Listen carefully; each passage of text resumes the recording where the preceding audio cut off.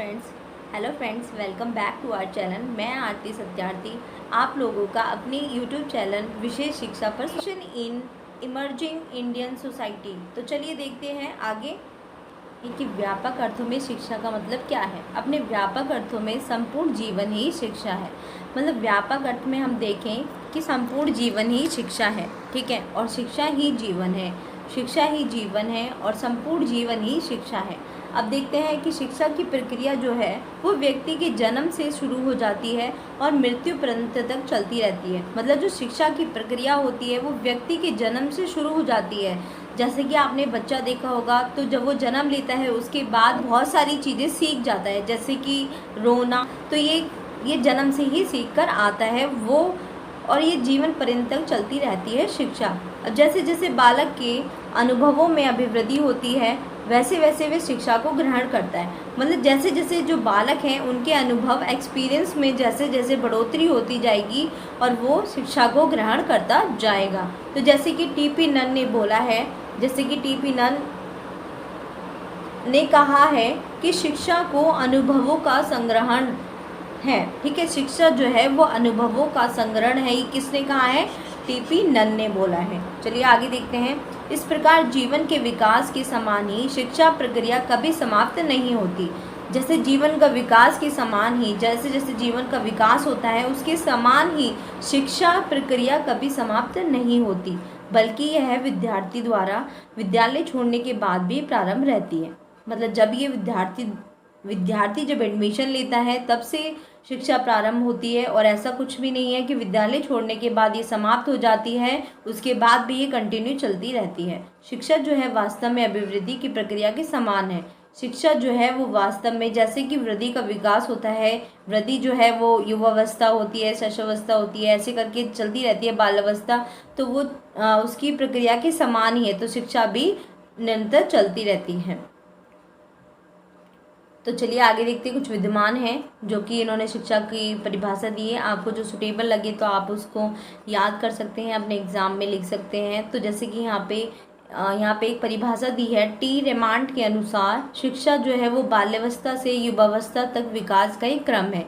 मतलब वो बाल्यावस्था से शुरू होती है और युवावस्था तक विकास का जो एक क्रम है वो क्या है? शिक्षा, जिसके द्वारा व्यक्ति क्या करता है? अपने भौतिक, सामाजिक, आध्यात्मिक वातावरण के साथ समन्वय स्थापित करने की शक्तियाँ प्राप्त करता है।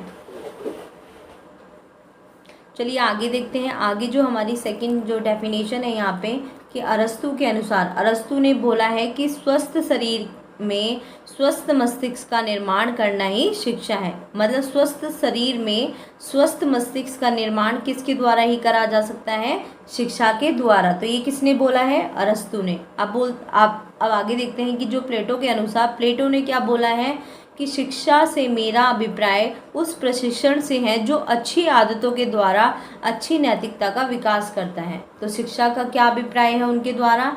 कि वो प्रशिक्षण से है, मतलब वो ट्रेनिंग से है जो अच्छी आदतों के द्वारा अच्छी नैतिकता का विकास करता है। वो क्या होता है? शिक्षा कहलाता है। अगला देखते हैं। स्वामी विवेकानंद ने क्या बोला?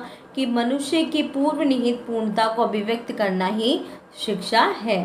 तो ये अलग अलग जो हैं विद्यमान हैं, उन्होंने शिक्षा की परिभाषा दी है।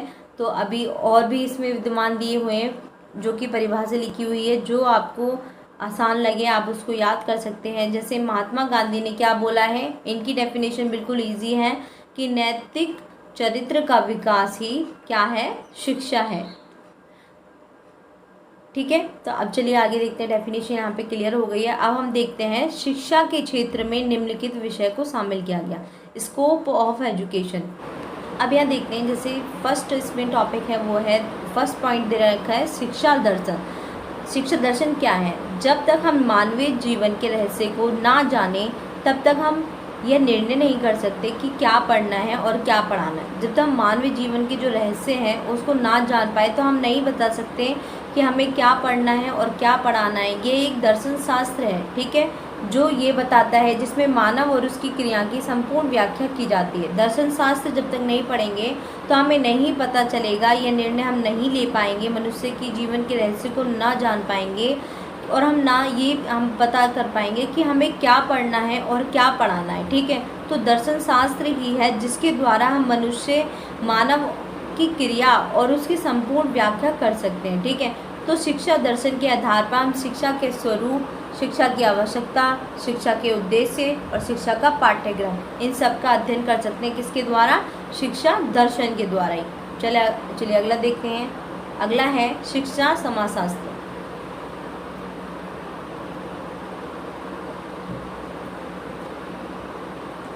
मनुष्य जो है वो सामाजिक प्राणी है, वह समाज में रहता है और परिवार, मित्रों, पड़ोसियों और संबंधियों के संपर्क में बना रहता है।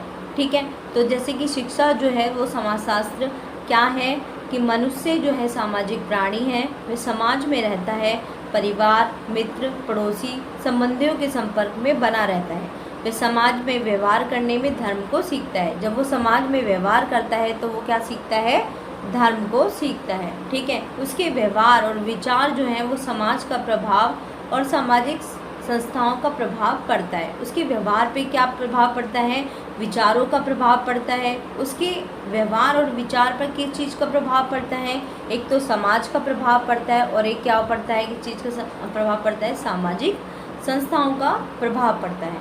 आगे देखते हैं। दूसरी ओर शिक्षा मानवीय समाज को नियंत्रित भी करती है और विकसित होने में सहायता प्रदान करती है। तो शिक्षा क्या काम करती है? मानवीय समाज को नियंत्रित भी करती है और विकसित होने में सहायता भी प्रदान करती है। और समाज तथा शिक्षा के मध्य संबंध को और समाज और के सामाजिक कार्य को अध्ययन करते हैं। तो शिक्षा समाजशास्त्र में हम क्या करते हैं? हम समाज के स्वरूप को, समाज तथा शिक्षा के बीच मध्य रिलेशनशिप को और शिक्षा के सामाजिक कार्य का अध्ययन करते हैं। चलिए आगे देखते हैं। नेक्स्ट है हमारा शिक्षा मनोविज्ञान। तो शिक्षा मनोविज्ञान क्या है?